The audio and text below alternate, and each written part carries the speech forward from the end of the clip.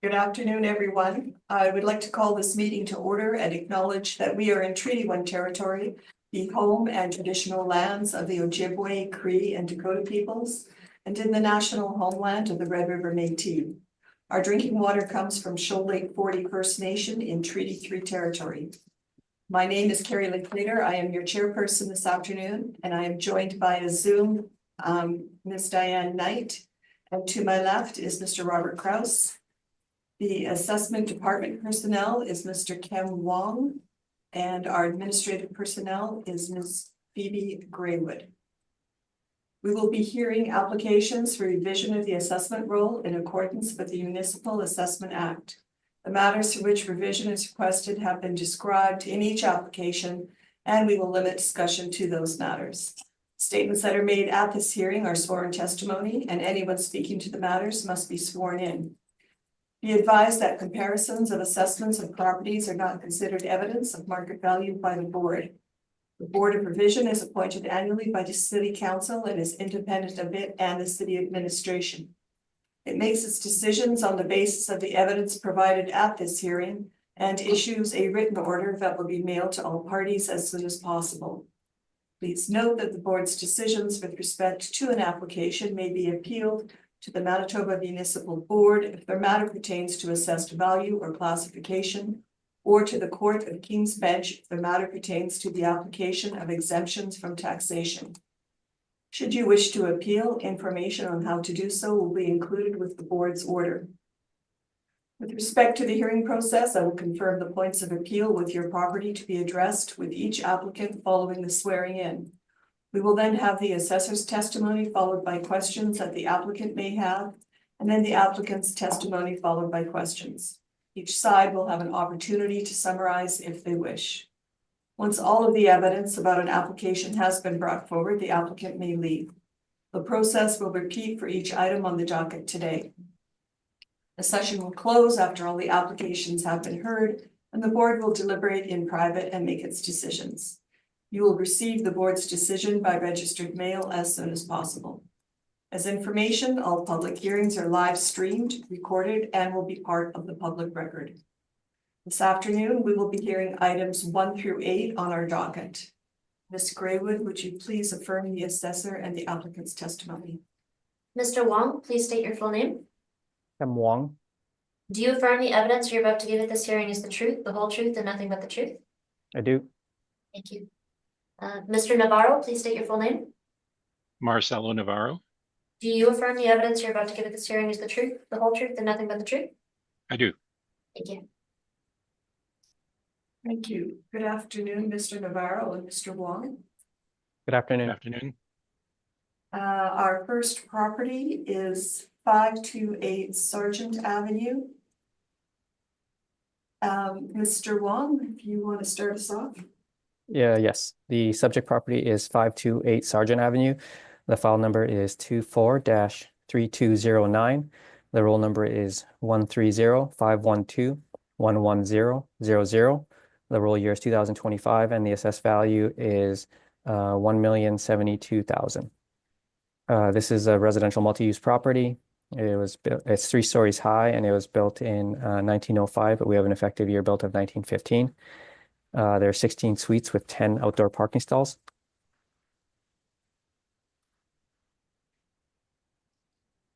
On page 3 is a picture of the subject property with its location.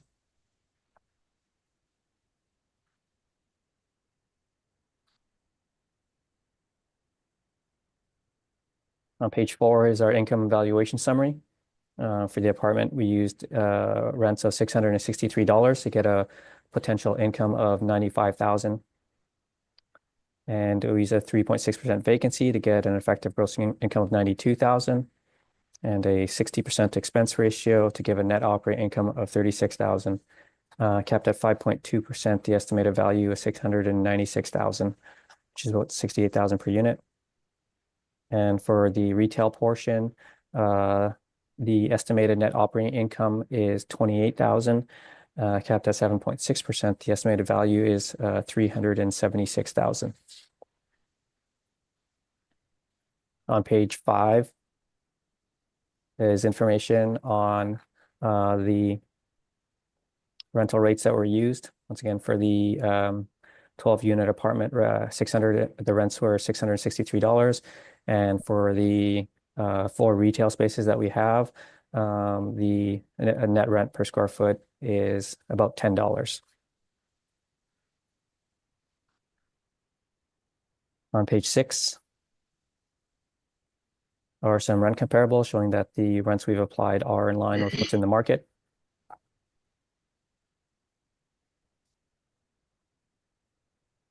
On page 7 are some commercial rent comparables ranging from $10 to $13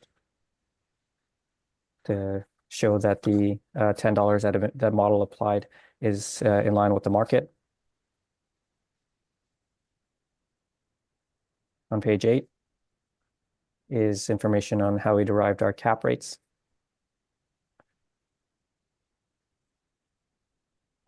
On page 9 are some cap rate sales that range from 3.46 to 5.74%.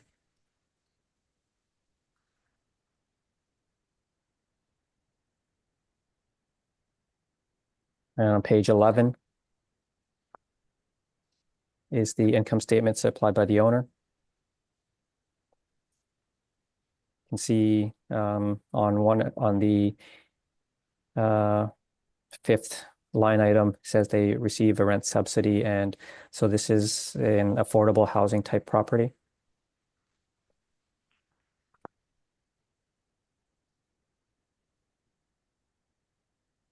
Yeah, this is an affordable housing type property, and so using the income or the expenses from this property, which is, it wouldn't be a fair representation of market.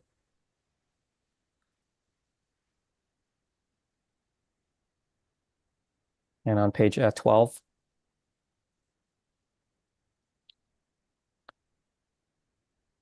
is the indicated sale price in 2013 was $822,000. This supports the current assessed value at $1,072,000.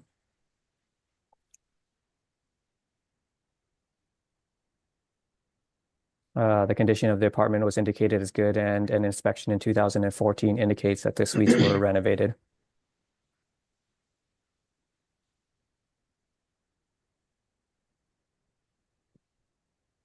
So to value this property, we feel that the defaulting to the model parameters is appropriate, and the model parameters do indicate we value the property as if it was a below average apartment building where the rents are a little bit below market and the expenses are a little bit higher than market. So I believe that the assessed value is fair. So the overall value for the apartment is about $58,000 per unit, and I feel that's at the reasonable, and it's definitely at the lower end of the range, especially considering that the suites are renovated. And the commercial rates that we've applied are supported by market rates. So the model value is well supported, and I ask that you maintain the assessed value at $1,072,000. Thank you. Mr. Navarro, any questions? I do have a couple of questions. I noticed that your expense ratio is 60.72. That's on the higher end. Would you agree? Yes. And obviously, this is model generated. Is this something that the model is doing to account for the age and location of the property? I believe so. Okay, so typically properties of this age and not the better locations, but locations similar to this one would be adjusted in terms of an higher expense ratio? Potentially. Okay. And in terms of the cap rates that you suggest here, the 5.2 cap rate, I noticed that in your cap rate information, you have one cap rate for a building of this era, which is 1913. You've calculated that cap rate at 5.59%. That's the only one that you've included? The only cap rates I've included are what's on page 9. Okay, I'm speaking specifically from this for properties built of this era. That's the only one. In the chart, yes. Okay. In terms of a comment that you had made, that you said that this property was a below average apartment. Are below average apartments typically valued with cap rates that low? I would say, yeah, yes, and actually probably lower. But in this particular case, we've reflected the below average nature of the building by utilizing rents that are on the lower end of the range and expenses and an expense rate that's a little bit on the higher end. Okay, those are my questions. Thank you. Ms. Knight, questions? Yeah, on page 1, you say there's 16 suites, but on page 4, you say there's 12 suites. So which is right? Page 4 is correct. So it's not 16 suites. It's not 16. Those two fields, unfortunately, are not linked together. But Okay. the correct suite count is what's on page 4. Okay, and then the effective year built 1915, even though there was changes done after that, according to that, or was that just a purchase that what do you call it? You gave us that assessment and taxation department thing. That's just about the purchase there? Yeah, Okay, that was so nothing was renovated, nothing's been done to it. it was inspected in 2014 and it indicates that the suites were renovated. But the year you're still giving it is effective year of 1915? Yes. Okay, thank you. Just further to that question is that the fact that the suites are renovated, even though it doesn't affect the effective date, is that something that's considered with the cap rate then?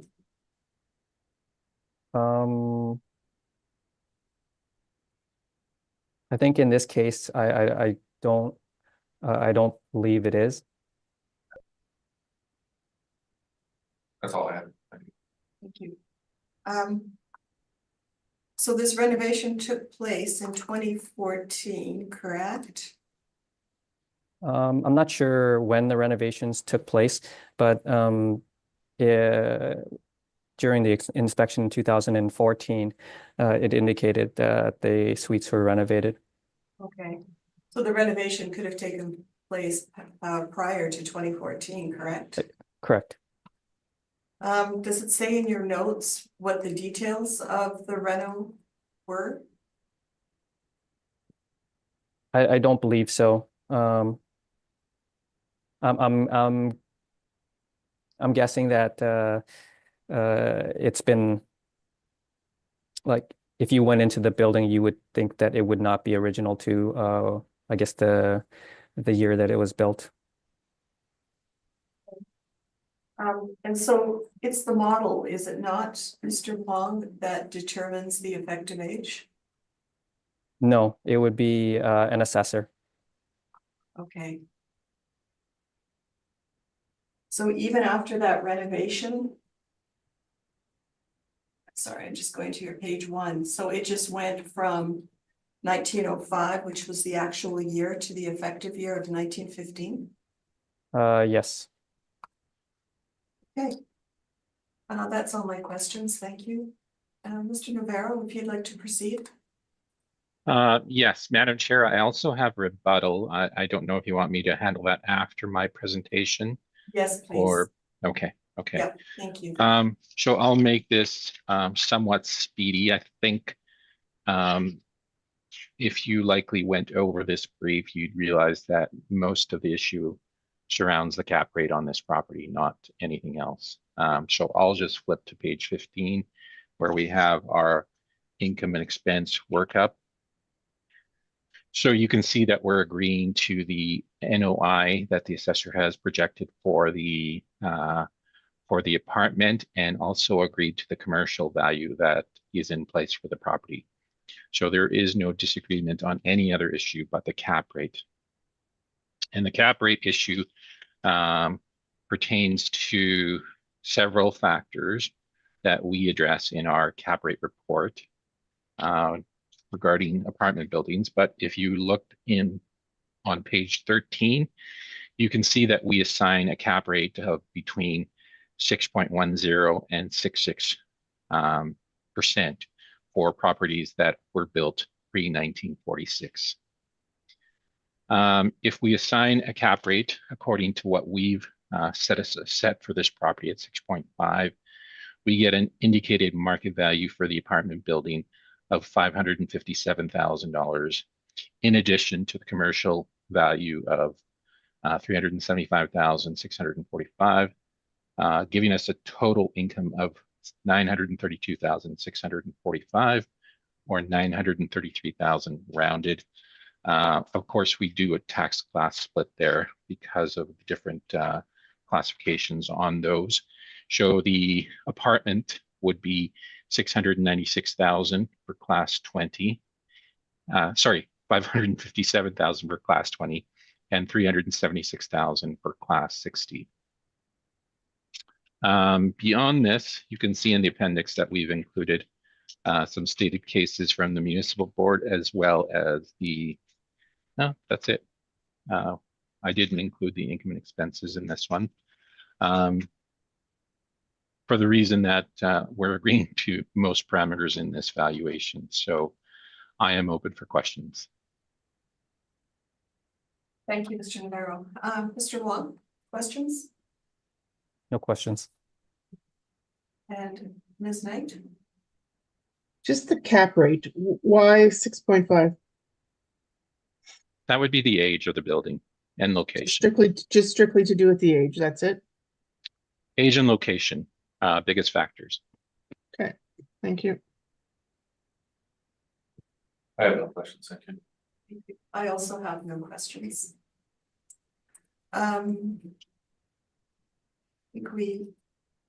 Ms. Gray, would we have the rebuttal, do we? It has been distributed, yes. Okay, I'm just gonna pop up.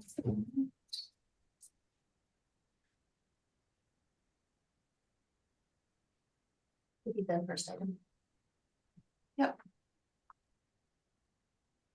everybody have Mr. Navarro's rebuttal?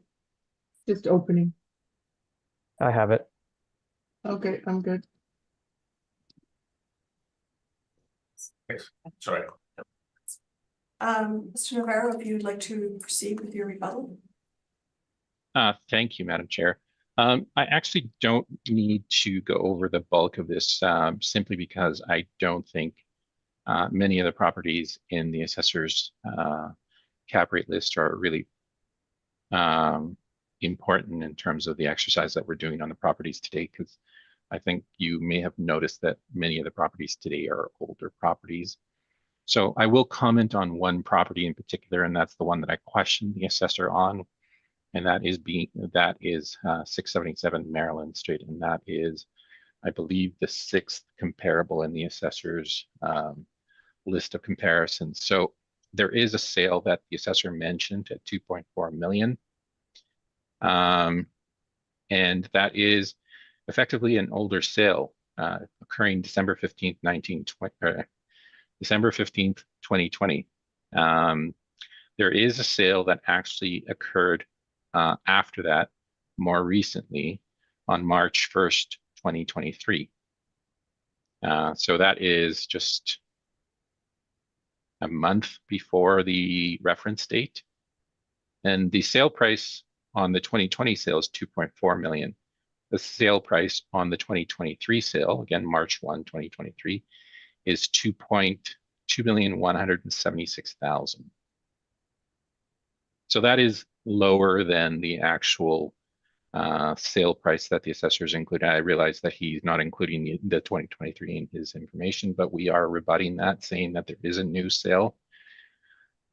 Based on our review of it, we were suggesting a cap rate of 6.2%. So the question is whether the more recent sale should have actually been used, simply because it would have produced a higher cap rate than the older sale. So that is the information that I'm presenting on. What page is that on your report? I'm sorry, I didn't mention that at all. Okay, Page 23. thank you. There we go. Okay, thank you. Yeah. So not a lot to say about the rest of the comparables, simply because I don't think they're really comparable to the subject. This is an older property, so I would more likely look at the older properties in terms of comparison. And the assessor had the one 677 Maryland. Again, we are suggesting that the sale price with the newer sale produced a lower price. So it would have suggested a higher cap rate.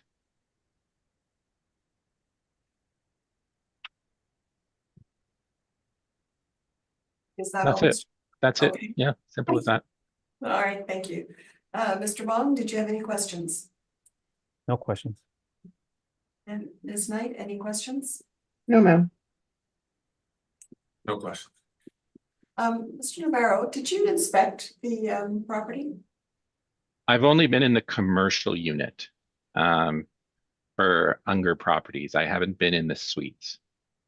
However, I'm not doubting that the assessor said is right. It likely has been renovated at some point. Most apartments have. Generally, when we enter an apartment building, especially an apartment building of this age, most have been updated at this point, and that's captured in the rent. So usually we don't walk into a museum, essentially, is what I'm saying. All right, and thank you. Does either party have a wish for a summation? No, thank you. I'm good, Madam Chair. Thank you. All right, thank you. We will move on to 871 Westminster. Mr. Wong, whenever you're ready to proceed. You. The subject property is 871 Westminster. The file number is 24-2204. The roll number is 120-822-82000. The roll year is 2025, and the assessed value is $1,237,000. This is a residential multi-use property. It's 3 stories high, and it was built in 1911, but we have an effective year built of 1941 to 1961. On page 2 is the sales history for the subject property. It sold for $1,150,000 in 2016. On page 3 is a picture of the subject property with its location.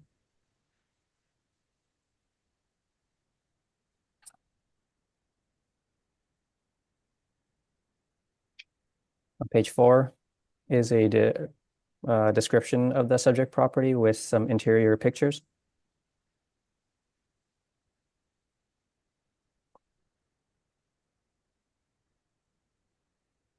Just in the middle paragraph, the Hague features updated and fully renovated suites, including vinyl wood plank flooring, updated lighting, modern fixes, as well as modern finishes to the kitchen and rooms.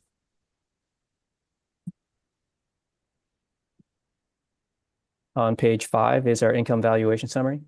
For the apartment, we used average rents of $958 to get a potential income of $92,000. We used a 3.6% vacancy to get an effective gross income of $88,000.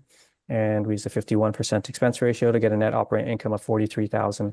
Capped at 5.1%, the estimated market value is $849,000. So about 106,000 per unit. For the retail portion, the estimated net operating income is 228,000, capped at 7.25%. The estimated value is 388,000.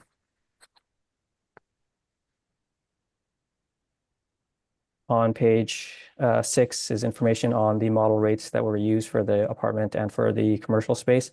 The apartment being $958 for the apartment units and $16 a square foot for the commercial units. On page 7 are some rent comparables showing that the apartment rents that has been applied is supported by is in line with what market apartments might be renting out for.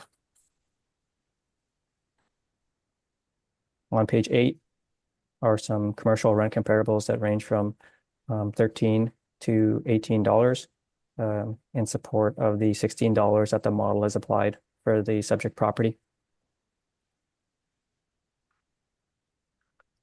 On page 9 and 10 is information on how we derived our cap rates and some cap rate sales that range from 3.46 to 5.74%.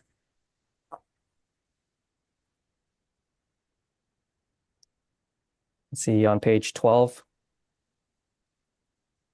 their indicated net operating income is about $70,000 in 2022. And if you go to page 13, the indicated net operating income is about 74,000 for the commercial and the apartment. So their actual NOI of about 70 to 74,000 supports the model's net operating income at 71,000. The model cap rate is supported by market cap rate sales, and the 2016 sale price at $1,150,000 supports the current assessed value at $1,237,000. So the assessed value is supported, and I ask that you maintain the assessed value at $1,237,000. Thank you, Mr. Wong. Questions, Mr. Navarro? Yeah, the only thing that I have a question on, Mr. Wong, is the clippings that you took from, I guess, an advertisement. Do you know when this is from? It looks more recent simply by the look of the renovations. Yeah, it's from their website, and so it would be current. Okay.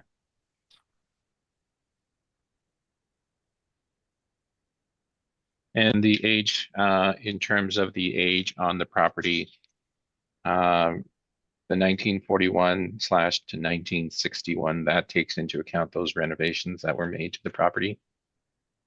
I'm not 100% sure, but normally we make effective adjustments to the effective year if we've determined there's been work done to the property. Okay. So I'm assuming that the 1941 / 1961 notes the two income streams there. So do you know what belongs to what? Does the 1961 belong to the commercial, or does it belong to the residential, and vice versa? I'm not sure. I don't have that information in front of me. Okay. Those are my only questions. Thank you. Ms. Knight I have no questions. Thank you. and Mr. Kraus. Just with the renovations, are you, I guess because the picture is most recent, do we know that the renovations were done prior to the effective date?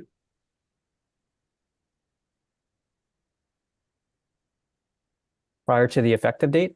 Yeah, like prior to April 1st, 2023. Yeah. Like when we're valuing for assessment purposes, we value the current condition of the building. So even if the building had been improved after the effective date, the reference date, if that's what you're talking about. Yeah, sorry. Yeah, yeah. If it's improved after the reference date, we would value as if the property was improved and what that improved property would have been valued at as of the reference date. Oh, okay, thank you. That's all I had. Mr. Wong, I didn't see it on your brief, but is there any parking associated with this building? For tenant? We don't have any on record. So I'm assuming they're on the street somewhere? Well, I guess I'm not really too sure, but I don't believe there's any parking stalls available at this property. So page 4 of on your brief, you said you took these pictures off their website? Yes. Okay. So would you agree it looks like a pretty extensive renovation? It appears to be a reasonably full renovation in my experience. I've seen some renovations that were maybe noticeably less than this. This one appears to be a little bit more full in nature. So when was this last inspected? I'm just thinking a renovation of this sort, would that not trigger an inspection? Sometimes it doesn't necessarily trigger an inspection. We get permits from PP&D when interior alterations are done, and we inspect properties as we are made aware of them. But sometimes work like this is done without permits, and so sometimes we don't really update that until maybe we may stumble upon it where we noticed an inspection may be required and an update to the property record required. So it's not, in my experience, work like this has not always been linked to permits that were taken out. So sometimes, yeah, that's kind of it. And I'm asking this next question just out of curiosity, because you went to their website and pulled these pictures. You as an assessor, would you now submit or whatever you do to go in and have a look? Yeah, I mean, the thing is, if we feel that an inspection is warranted, we'll ask for the property to be inspected, and we'll go and take a look just to make sure, try to make sure that our records match the property, that's the condition that's actually there. All right, that's all my questions. Mr. Navarro? Yeah, this is 871 Westminster. Nice little trendy area. You can see in picture on page 4, and this is the back side of the building. You can see that I don't think that there's parking in this property. So simply, it doesn't seem like very much room there for parking. So I would say that there probably isn't parking. In terms of the property itself, I ask you to turn to page 9 because I don't think that there's much disagreement again on this property except for the cap rate on the apartment building. And we agree on the rounded value of the commercial. There was a disagreement in terms of the cap rate on the residential side. So the assessor had a 5.10 cap rate on it. And noting that there have been renovations to this property, I wasn't aware of the renovations when I did my review. So I gave it a 6.5 based on the age of the property.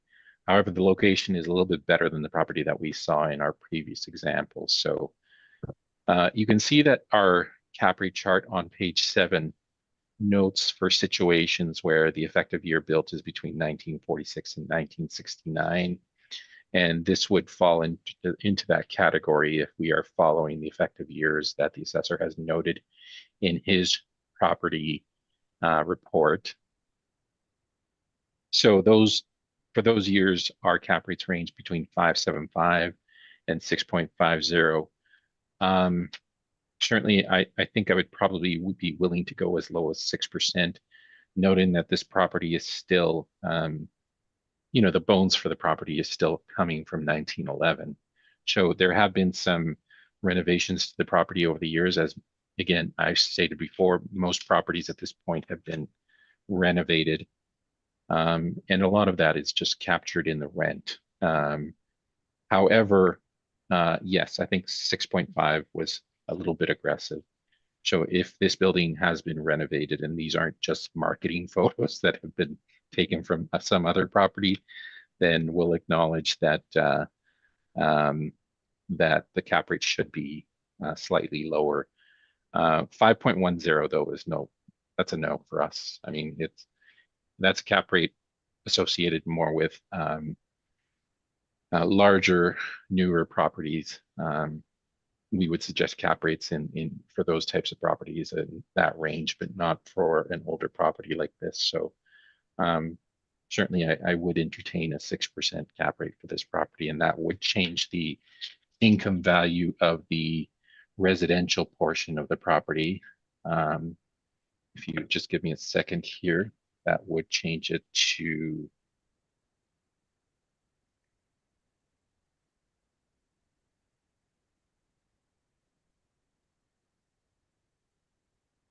$721,467.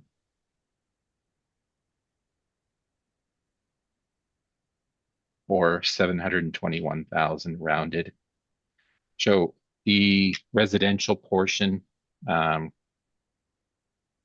would change from 665,969 or 666,000 to 721,000. The class 60 would remain the same at 388,000. I'm open for questions. Thank you. Mr. Wong, questions? No questions. Ms. Knight? No questions.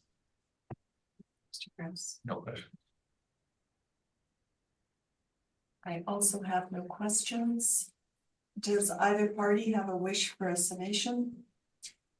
No, thank you. No, thank you. Right. We will proceed to item number 3, which is 167 Osborne Street. And Mr. Wong, whenever you are ready. Thank you. The subject property is 167 Osborne Street. The file number is 24-1515. The roll number is 120-216-75000. The roll year is 2025, and the assessed value is $1,382,000. This is a residential multi-use property that's 2 to 3 stories high. It was built in 1908, and it has 7 suites with 0 outdoor parking stalls. On page 3 is a picture of the subject property with its location.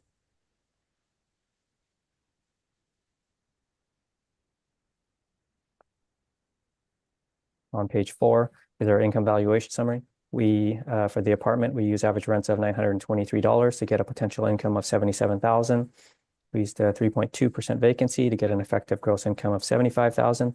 And we used a 50% expense ratio to get a net operating income of $37,000.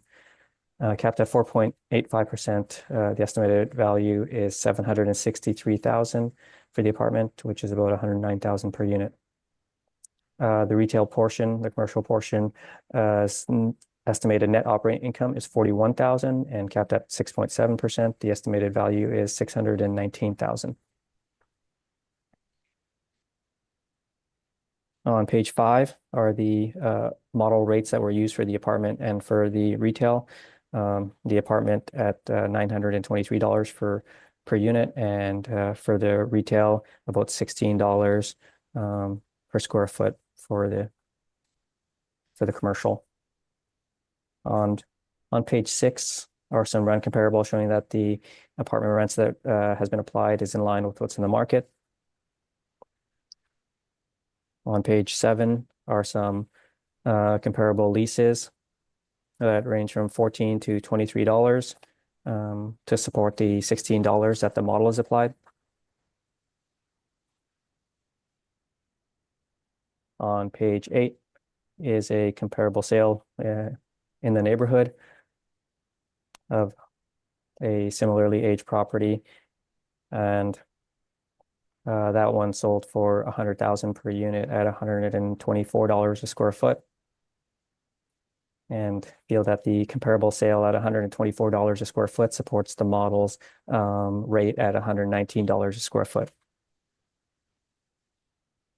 On page 9 is a summary of the income and expenses submitted by the owner. You can see the expenses, they run from 57% to 76% to 70%. That's a little bit high in my experience, and I don't feel that the property would sell at those types of expense rates. So I feel that the model's 50% is reasonable. On page 10 and 11 is information on how we derived our cap rates and some cap rate sales that range from 3.46 to 5.74%.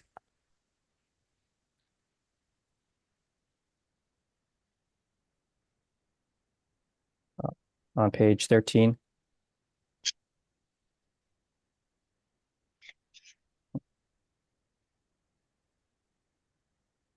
is the income statement supplied by the owner.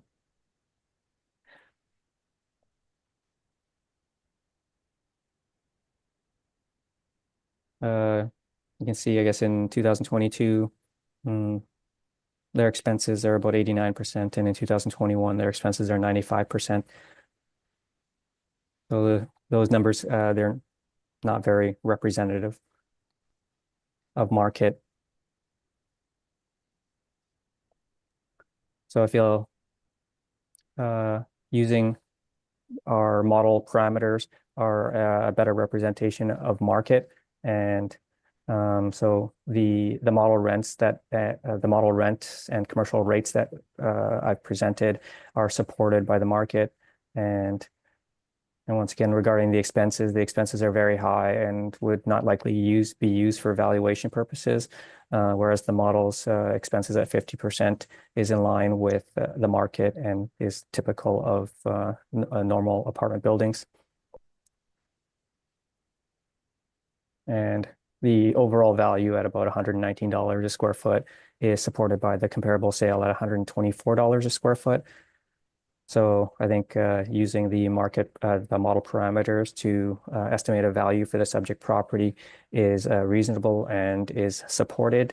So I ask that you maintain the assessed value at $1,382,000. Thank you. Questions, Mr. Navarro? Yes, just a couple. I note that in the owner information that you provided, and in fact, the statement that you made is that the expenses are high and that we would not use these typically. Now, in one of the previous properties, I directly asked you if the model is making adjustments for expenses on the high end because of the age. And in this example, we don't have that. So what exactly has the model done here? It might have been more due with the location, and sometimes some buildings perform better than others. So even though you have two buildings that are identical, if one you could have one building that performs a little bit better, expenses are a little bit lower as compared to the other building where it doesn't perform as well, and the expenses might be a little bit higher. Mm-hmm. But you've noted that the expenses were high for this location, correct? Well, 89 and 95%. Yes, that's very high. Okay. Um,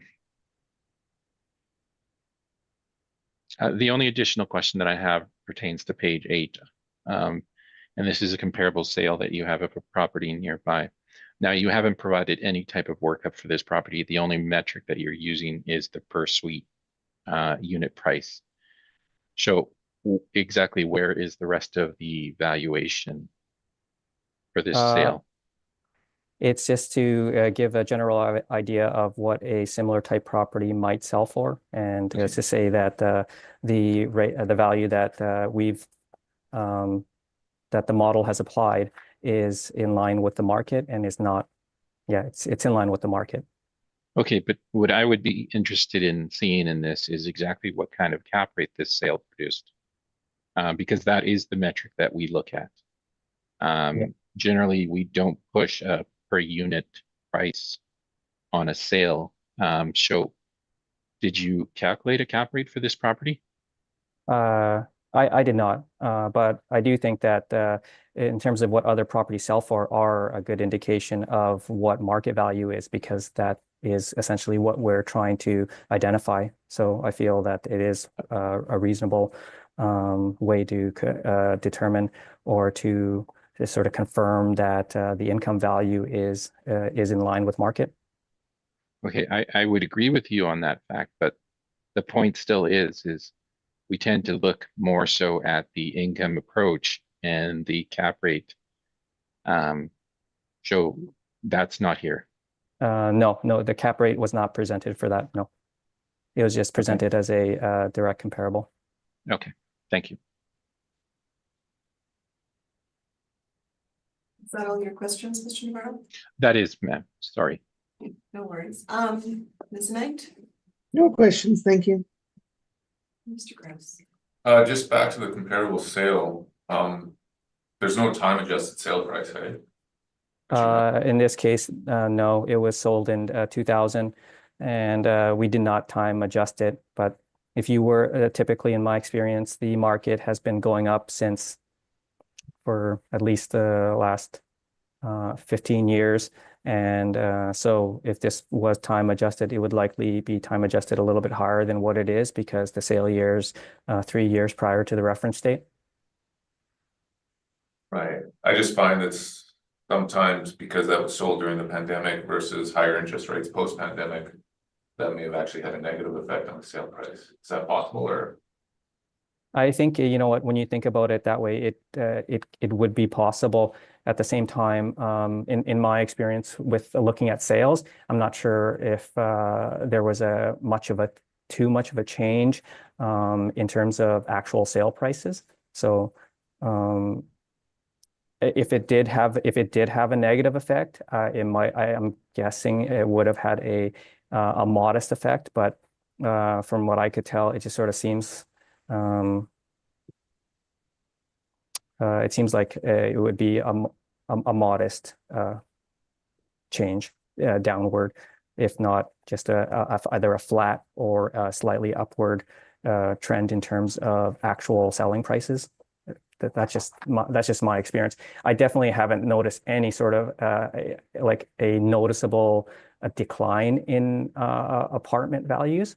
It seems like the apartment values are strong even through the pandemic. Okay, thank you. Those were all the questions. So there is no parking associated for tenants with this building, correct, Mr. Wong? Yes, we don't have any parking associated with this building. Okay.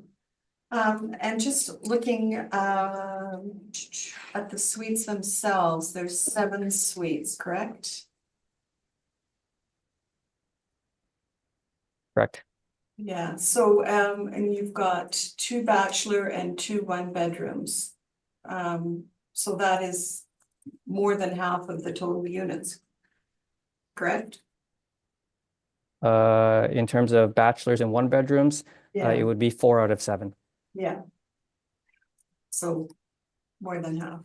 And are not 2-bedroom suites and 3-bedroom more desirable than a bachelor and a 1-bedroom? Generally, I haven't really seen any information or any sort of sales to indicate that. Like I've seen I've seen properties that were primarily bachelors that have sold for what I feel are normal market rates. So I'm not sure if it was all bachelors, if it has a negative impact. If it has any impact, it might be accounted for in that bachelor's rent for less, so it would produce a little bit less income and therefore produce a lower value. But in terms of I don't believe I've ever seen a apartment building that is mostly bachelors that has just sat on the market and indicating that you know what, it wouldn't sell because it was bachelors. It seems like any apartment that has come onto the market, that regardless of the suite mix, it seems to be fairly desirable in my experience. okay, but a 2 and a 3-bedroom apartment is going to rent for more money than a bachelor and a 1-bedroom, correct? That is correct. All right.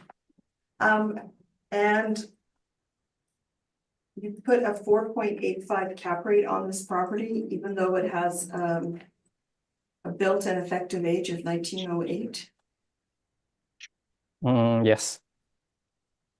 but the model has done that, correct? Yes. Thank you. That's all my questions. Mr. Navarro, if you would like to proceed. Madam Chair, I realized after the fact that I found the error that you were talking about before we had started. So, look, this still comes down to one issue, and it's the cap rate on the residential portion. So I have no issues with any of the other parts of the assessor's valuation on this. Expenses, the rent on the apartment, the rent on the retail, it's all fine. The only issue is the capitalization rate on the apartment, and that's 4.85 at this point. Now we would suggest a cap rate of 6.0%. And that would be kind of in line with the property that we looked at previously in Wolseley on Westminster. Based on the age, the location is fine. It's on a major bus route. It's not a bad area. So 6% I think is appropriate for the age of the property, and that would essentially take the building value upward. So, or sorry, downward. So if we take $37,000 of net operating income divided by 0.06, we get a value on the apartment portion of 616,666 or 617,000 rounded. And that would be really the only change that I would make on this property. 619,000 for the retail is fine. But the estimated value for the apartment portion would change from 763,000 to 617,000 rounded. And that is simply because of the one parameter on the cap rate. And I'm open for questions. Thank you, Mr. Wong. So yeah, so you were saying that this is I guess an okay area.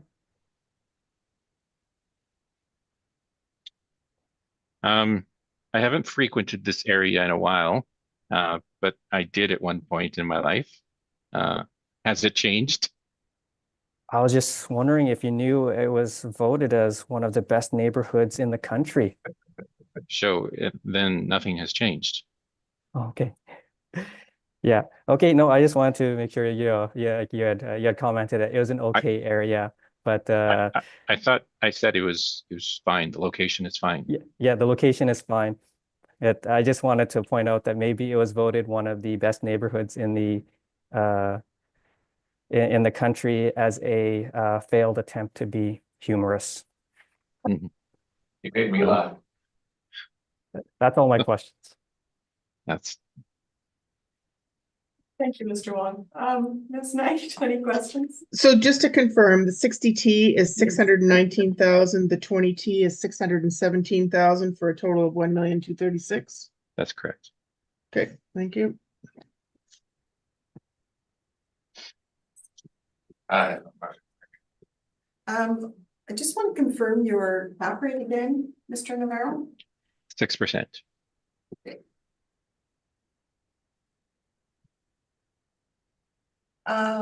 Shoot, I did have.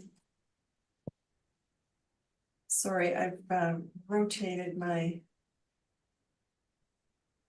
page. You had a comment on your page 8.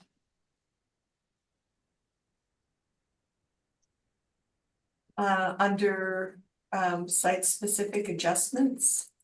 Mhm. You've got here that the suites are smaller than the typical market apartments at 451 square feet. I would take this with a grain of salt because again, I think I I made it clear that I think I mistook. I might have used the report from another property altogether and made some type of error while I was putting it together. Okay. But the only issue really would have been the cap rate. Right. Yeah. All right. Thank you.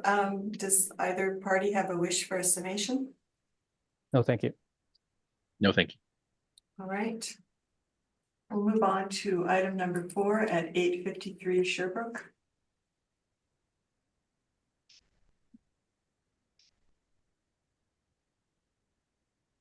Whenever you're ready to proceed. Yes, the subject property is 853 Sherbrooke. The file number is 24-2291. The roll number is 130-615-43000. The roll year is 2025, and the assessed value is 1,521,000. This is a residential multi-use property. It's 3 stories high, and it was built in 1910, and it has an effective year built of 1929. There are 23 suites with no outdoor parking stalls. On page 3 is a picture of the subject property with its location.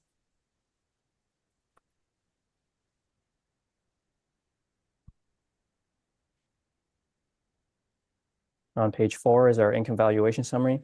For the apartment, we used average rents of $640 to get a potential income of $176,000. We used a 5.3% vacancy to get an effective gross income of $167,000. And we used a 60% expense ratio to get a net operating income of $65,000. Capped at 5.1%, the estimated market value is $1,290,000, which is about $56,000 a unit. For the commercial portion, the estimated net operating income is $17,000, and capped at 7.4%, the estimated value is $231,000. On page 5 are the rates that were used for the apartment and for the commercial space. For the apartment, it was $640, and for the restaurant, it was $14, $14 a square foot. On page 6 are some rent comparables showing that the rents we've used are in line with the market, maybe a little bit lower than market.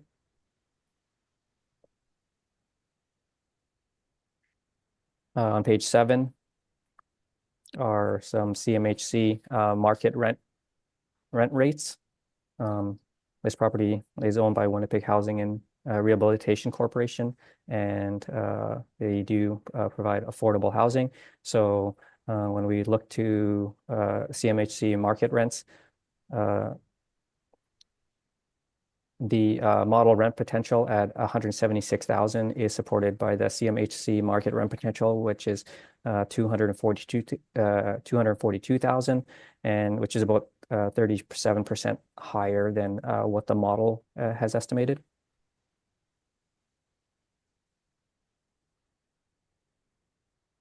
On page 8 are some commercial rent comparables that range from $13 to $19 to support the $14 that the model is applied for the subject property.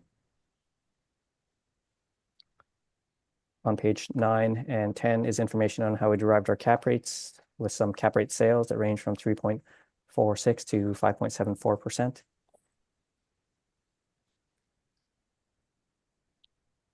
On page 12 are the CMHC market rents chart. And on page 13 is the information provided by the owner. The income statement provided by the owner.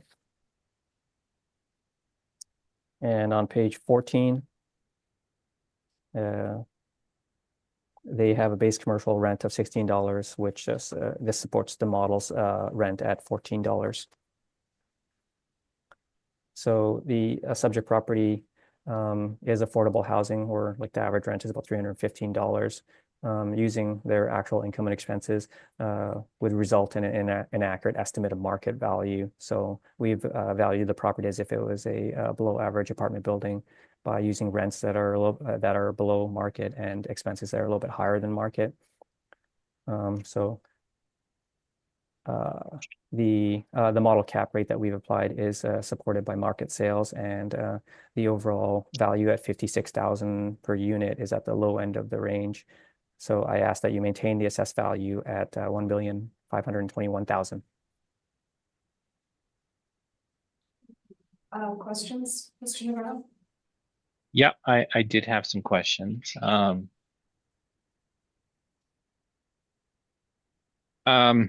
terms of the cap rate that the model has spat out on this property and the expenses as well, this is consistent with its age, again, the higher expense ratio because of the older age. Yes, it would likely be due to the attributes of the building. Okay. And those are my only questions, Madam Chair. Thank you. Mr. Kraus I have no questions, thank you. and Ms. Knight? No questions, thank you. I also have no questions. Mr. Navarro? Yes. Okay, so this is 853 Sherbrooke Street, and this is owned by Winnipeg Housing Rehabilitation Corporation. I'll ask you to turn to page 10. This is where the valuation summary is. And so again, with the properties that we've looked at so far, these are older properties and noted as res ams. That's the category, meaning residential, and there's also a commercial component to them. So we're agreeing to most of the factors on this property, and you can see that the commercial value is agreed to. The only difference really is the capitalization rate on the apartment building. And we've put a 6.35% cap rate on this, giving us a capitalized value of $1,036,047. That's rounded to $1,036,000. And $231,000 for the commercial portion. Now, in terms of the capitalization rate and what we've done, this is pre-1946. You can find this on page 8 of the report. So our cap rate ranges between 6.10 and 6.60. 6.35 is what we have on this property, and you can see the comments there in the chart below. For the reasons for the cap rate being what it is. One additional noteworthy point that isn't included in this is that, and this is public information, so it's known. This is also a historic building known as the Columbia Apartments. So with that adds an additional risk factor to the property in terms of what you can do with the property, and show we believe that 6.35 is appropriate for this property. I'm open for questions. You're on. You're on mute. My apologies, no questions. Thank you. Ms. Knight, No questions, thank you. Mr. Kraus. No questions, thank you. So you are looking, sorry, Mr. Navarro, 6.35 cap on this property? Correct. Just on the residential portion, Right. with a value of $1,036,000. Thank you. That's all my questions. Does either party have a wish for a summation? No, thank you. I'm good. Thank you very much. All right. It's just after 2 o'clock. I think we'll take just a short recess. Sounds good. Thank you. Thank you. When should we be back? How about 2:15? Thank you. I would like to call this hearing back to order. And we are going to move on to our item number 5, which is 100 Sherbrooke Street. And Mr. Wong, whenever you are ready. Thank you. The subject property is 100 Sherbrooke Street. The file number is 24-1571. The roll number is 120-904-96000. The roll year is 2025, and the assessed value is $1,578,000. And I believe this is one of the ones where the applicant is seeking confirmation, and so I'll just leave it at that. Thank you. And Mr. Navarro? I have no questions for the assessor, and we are seeking a confirmation. Thank you. And Ms. Knight, any questions? No, sir, or no, ma'am, sorry. It's okay. And Mr. Kraus? No question. And I also have no questions.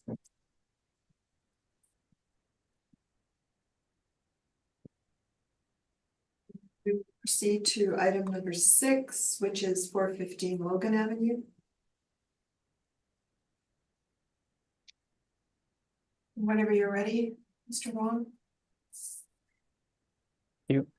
The subject property is 415 Logan Avenue. The file number is 24-3131. The roll number is 130-817-85000. The roll year is 2025, and the assessed value is $1,591,000. This is a residential multi-use property. It's 3 stories high, and it was built in 2007. It has 20 suites with 6 outdoor parking stalls. On page 3 is a picture of the subject property with its location.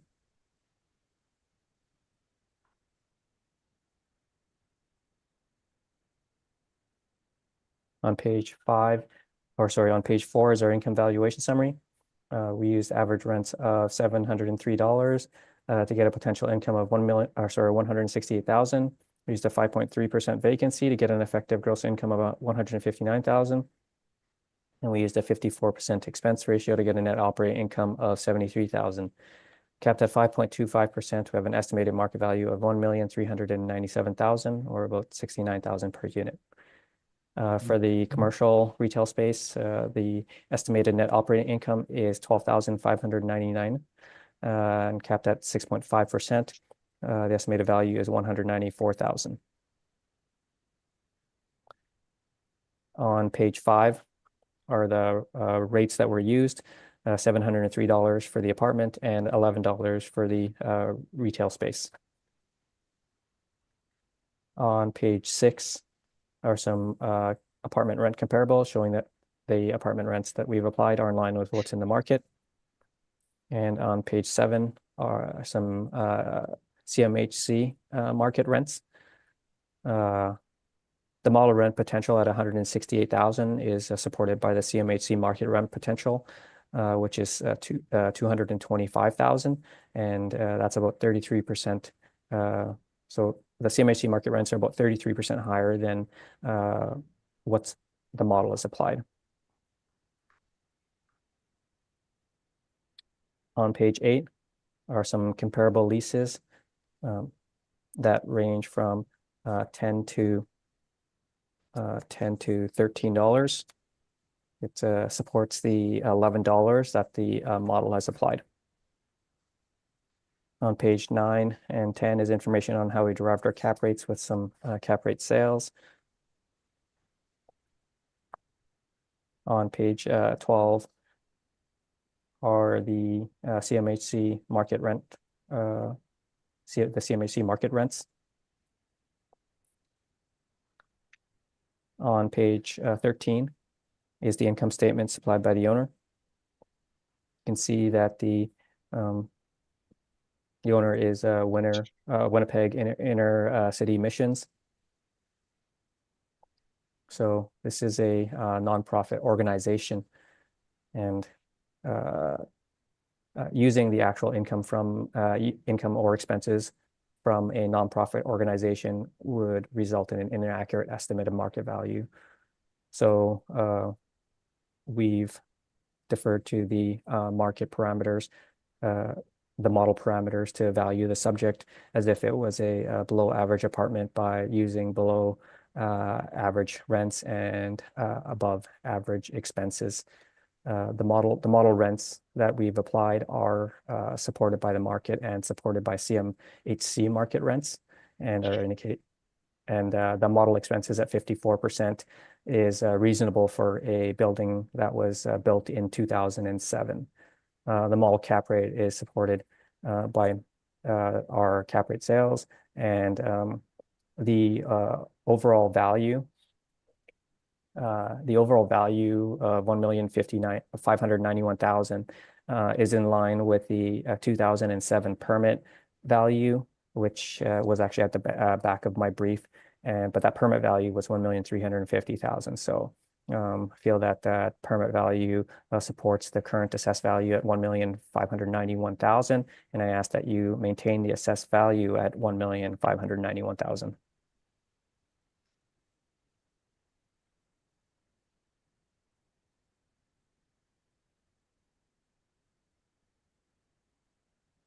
Thank you. Mr. Navarro, questions? I do have one question. This pertains to your page 6, Mr. Wong. I noticed that you've taken a gross floor area and simply divided it by the number of units to come up with that gross floor area per unit, correct? Yes. Okay. So you will agree that that is actually not the size of the individual suites, correct? That is correct. The gross floor area per unit is just the total gross floor area divided by the number of units, and that's inclusive of any other sort of non-unit areas. Okay, great. That's my only question. Thank you. Right. I have no questions. Thank you. I have no question. Mr. Wong, again, this has 20 suites, correct? Yes. And they're all bachelor, correct? Yes. So typically an investor looking at this building, this would not attract a lot of attention, having 20 bachelors, certainly in terms of income, correct? I don't know if I don't. Less. Yeah, I don't know. I don't know if I would say that it would bachelors attract less investors. I'm actually not sure. All I can say is that I have seen properties that had a high complement of bachelors, mostly bachelors, that have sold for, I would say it appears to be market levels. And so I don't, in my experience, I don't think I've seen the bachelors having a negative effect on the demand of property. Do you know when this property was last inspected? I do not. Okay, thank you. That's all my questions. Mr. Navarro, if you'd like to proceed. Yeah, I am going to first start off with the same messaging that I've given on some of the other properties. Really, I think the only issue that we have is the capitalization rate on the housing portion. So the other portion, we don't have a disagreement on. So I'll just get into this property. And so we've been talking about apartment buildings for the most part up until now. And now we're running into something that is a little bit different. And this is not, it's been put in that category of apartment buildings, but let's be clear about this. This is not your atypical apartment. This is more of a care facility. And I'll explain what I mean by that. So we put a 6% cap rate on it. We recognize that it's a newer property, but there are a lot of issues that come with this property. First of all, its location. Obviously, its location is not the best, and it's run as a nonprofit, so meaning that it doesn't really seek to make profit. And with nonprofit properties, the problem is that ability to put away money that you would typically have in the case of for-market apartments or for-profit apartments, that you would have to set aside for that normal care for the property, the repair and maintenance that's continuous on these properties. So that's one drawback of nonprofit apartments, is that they tend not to have that ability to actually, replenish that fund that's used to take care of the repair and maintenance for these properties. The second thing is these units are small. These are bachelor units. They're 450 square feet, which is not typical for an apartment building. It's quite small even for a bachelor suite, but let's just say that they are small. In terms of parking, that's limited. In terms of the other component to this property, I believe the assessor called it a retail area. It's actually exempt, and it is a church.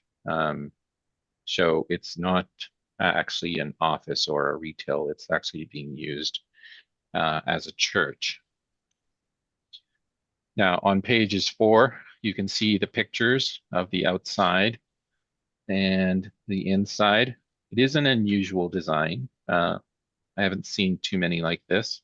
And starting on page 6, you can see some of these, some of the interior pictures. These were taken in 2000, prior to the 2023 assessment cycle. On page 8, you can see the general location there on the corner of Ellen and I don't know that street there, the cross street,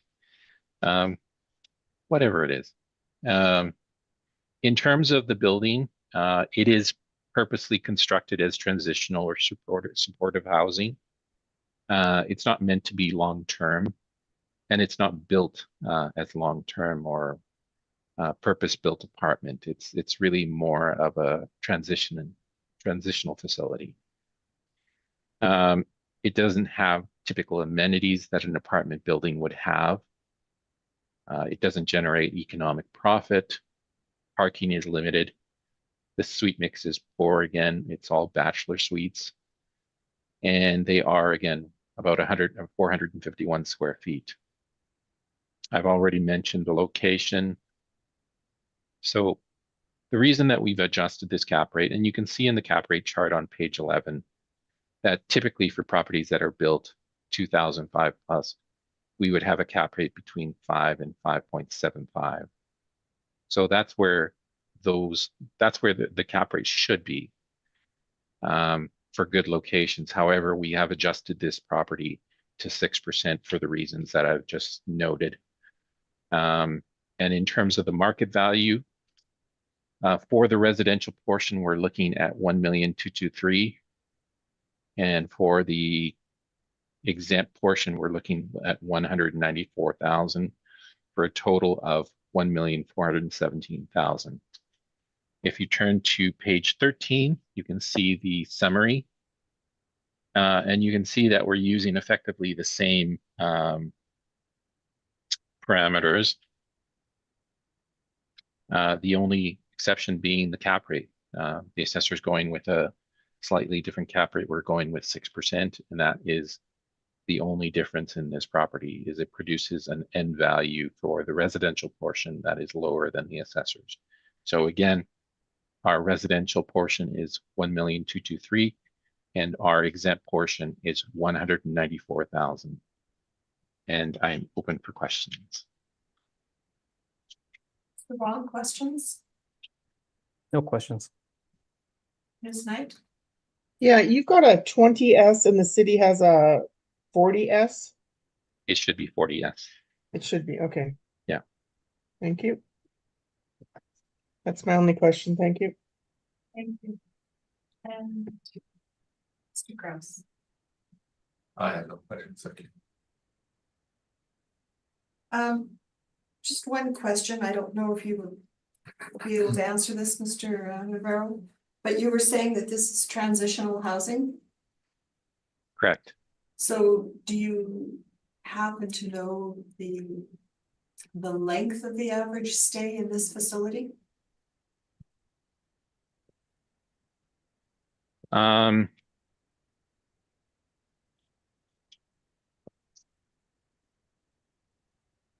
I'm just trying to look at the appendix portion of pages 16 and 17, hoping that it might provide some more insight into that.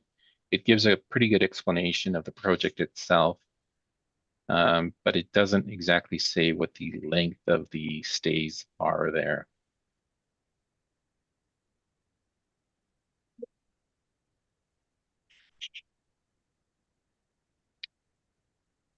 And also, did you happen to inspect this property?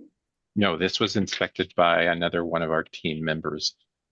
Okay, and they're the ones who took the pictures prior to 2023? Correct. All right. Thank you. That's all my questions. Does either party have a wish for a summation? No, thank you. No, thank you. Thank you. We are then going to proceed to item number 7, which is 400 Logan. And before we proceed, Mr. Navarro, this property has been noted for classification and liability to taxation. Correct. And we are asking for that to be confirmed. All right, thank you.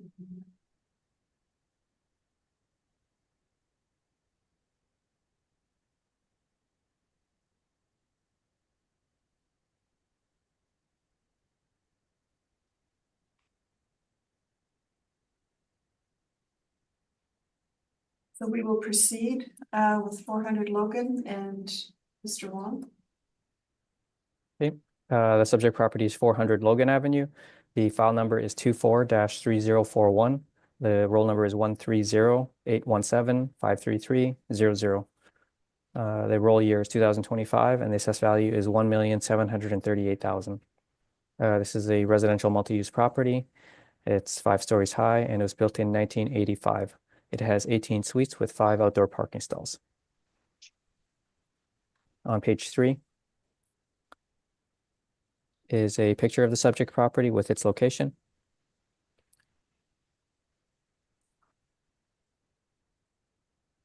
On page 4 is our income valuation summary. We used average rents of $745 for the apartment to get a potential income of $160,000. We used a 5.3% vacancy to get an effective gross income of $152,000. And we used a 59% expense ratio to get a net operating income of $61,000. Kept at 4.75%, we have an estimated market value of $1,291,000, which is about $71,000 per unit. For the retail portion, the estimated net operating income is 34,000 and capped at 7.65%. The estimated value is 447,000. On page 5 is a summary of the number of units and the retail areas, with the apartment units being assigned $745 for a rental rate, and for the retail units being assigned $10 and $11 per square foot. On page 6 are some rent comparables showing that the rents reviews are in line with what's in the market, and maybe a little bit lower. And on page 7 are some CMHC comparable rents. The model rent potential at 160,000 is supported by the CMHC market rent potential, which is 253,000, and the CMHC rent potential is about 57% higher than what the model has applied for rent. On page 8 are some comparable leases that range from $10 to $13 to support the $10 and $11 that the model is applied for the subject property. And on page 9 and 10 is information on how we derived our cap rates, with some cap rate sales that range from 3.46 to 5.74%. On page 12 is the CMHC market rent chart.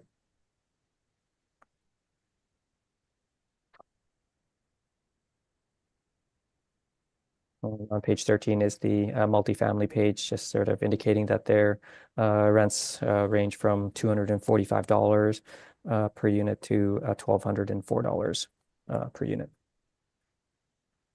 So once again, this is an affordable housing property, and using their actual expenses using their actual income or expenses would result in an inaccurate estimate of market value. Therefore, we're relying on our model parameters, and we've valued this property as if it was a below average apartment building by using rents that are below what's in the market, and using an expense ratio that's a little bit higher than what's in the market. So the model rents are supported by market comparables, and they're supported by the CMHC rents. And once again, the model expenses at about 59% is reasonable, considering that the subject is a 1985 building, where expenses might typically run about 40 to 50%. The cap rate is also supported by market sales, and the overall value at about 61,000 per unit is reasonable, considering that typical units might sell for between 70 and 150,000 per unit. The model parameters and the model value is supported by the market, and I ask that you maintain the assessed value at $1,738,000. Thank you. Mr. Navarro, questions? I do not have any questions, Madam Chair. Thank you. Ms. Knight? No questions, thank you. Mr. Kraus? No questions, thank you. I also have no questions. Mr. Navarro, if you would like to proceed. Sure. Again, as with many of these properties, I think the only issue is really the capitalization rate on the property itself. So this is a newer building. However, we do not think that the cap rate of 4.75 or below 5% is warranted for this property, given location and given the nature of this being a social housing building. So we are advocating for a 5.75 cap rate for this property, and that would take us to, so we have the same net operating income. So the net operating income is 61,306, and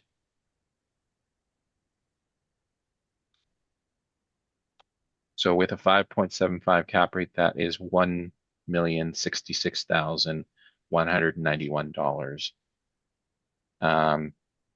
So that's 1,066,000 rounded. And that is for the apartment portion.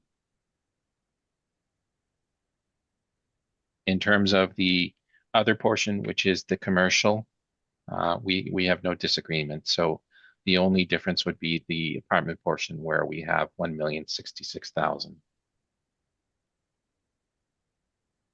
I'm open for questions. Mr. Wong, questions? No questions. And Ms. Knight? So just to confirm, your 60G is 447, your 20G is 1066 for a total of 1543.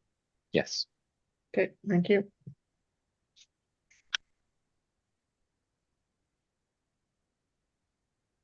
Oops.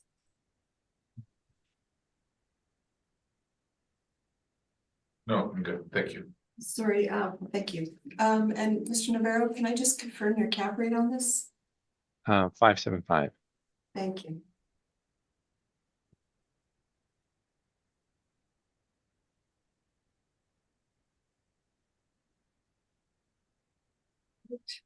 That's all my questions. Does either party have a wish for a summation on this? No, thank you. No, thank you. Right. On to our last property at 219 Vaughan. And Mr. Wong, whenever you are ready. Okay, thank you. The subject property is 219 Vaughan Street. The file number is 24-1254. The roll number is 120-936-97000. The roll year is 2025, and the assessed value is 1,714,000. This is a residential multi-use property. It's 3 stories high. It was built in 1929, and it has 32 units with 0 outdoor parking stalls. On page 3 is a picture of the subject property with its location.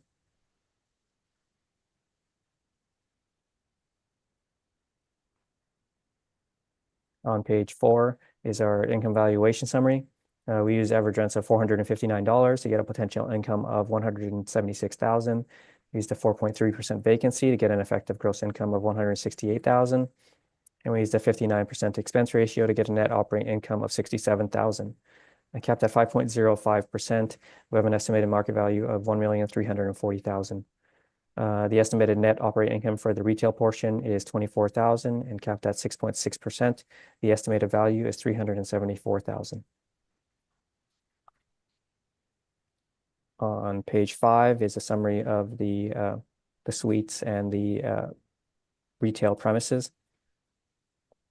The suites renting for, we've applied a rate of $459, and for the retail, we've applied a rate of $4 to $16 a square foot. On page 6 are some apartment rent comparables showing that the rents that we've used are in line with the market or below the market.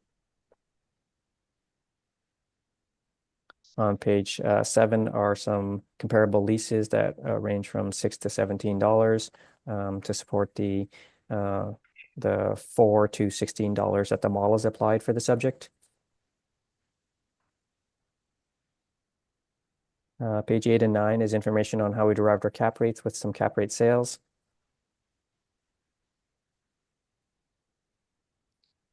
On page 11,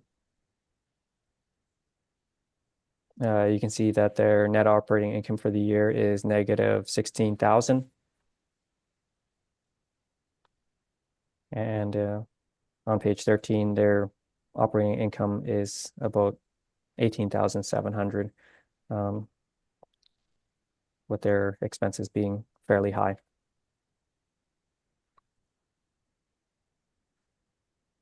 On page 15 are some CMHC market rents.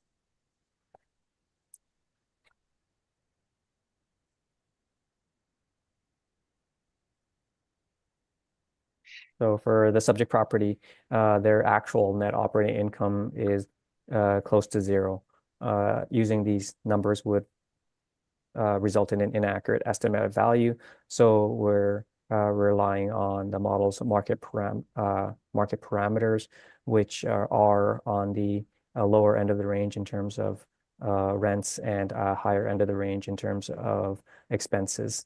But the model rents are supported by the market and by CMHC market rents, and the expenses at 59% are on the higher end of the range for market apartments. So we feel that 59% is fair and reasonable, and the model cap rate is supported by market sales. And also the overall value per unit at 41,000 per unit is at the low end of the range when compared to market sales. So I ask that you maintain the assessed value at 1,714,000.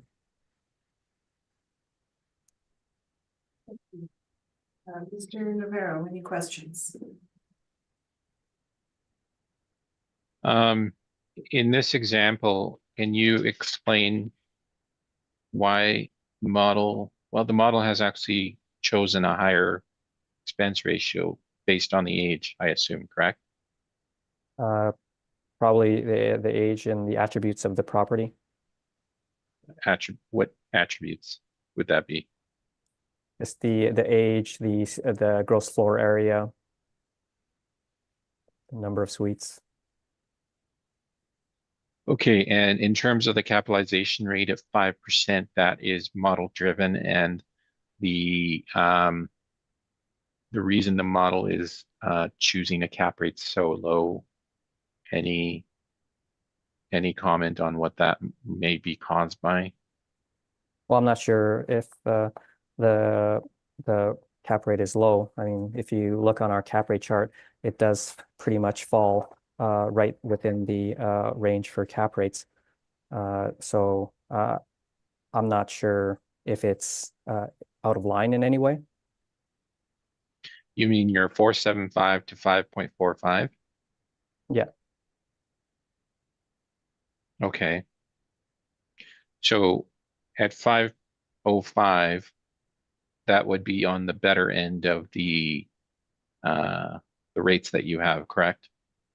It might be a little bit on the lower, closer to the lower end. Okay. Okay, that's my question. Thank you. I have no questions, thank you. Thank you. And Ms. Knight? No questions, thank you. Just one quick question to you. There is no parking associated with this building, correct? Yes. And just looking at your page 3. A little difficult to tell, but I'm going to assume that there is no room to put parking in, correct? Yeah, it might be one of those situations where the building takes up the whole site. Right, that's what I'm thinking. All right. And would you not agree that would be a deterrent for a buyer? Once again, I've never really participated in any purchases of apartment buildings, but from what I can tell, pretty much any apartment that comes onto the market, for as far as in my experience, the apartments get sold, and I've never really seen, I guess, a property not sell because it didn't have any parking. So I'm not sure how much of a deterrent it would or wouldn't be, but in my experience, the apartments that come onto the market typically sell. So.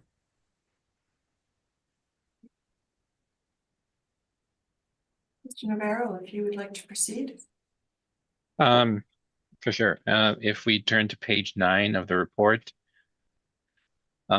same thing as with the other properties. I think we're not in disagreement on the net operating income. We're not in disagreement on the commercial income value. So the only thing that we disagree on is the capitalization rate on the apartment portion of the property. And I went with a 6.50 cap rate. I do have to admit that based on the location in the downtown, the relative access to downtown services, the University of Winnipeg, bus routes. The location is slightly better than I assumed, so I am going to actually ask for that cap rate to be adjusted in line with the other two examples that we found on Westminster and on Corridon. Sorry, not Corridon. The name Osborne? Osborne, Yes, yeah. Osborne. Yes.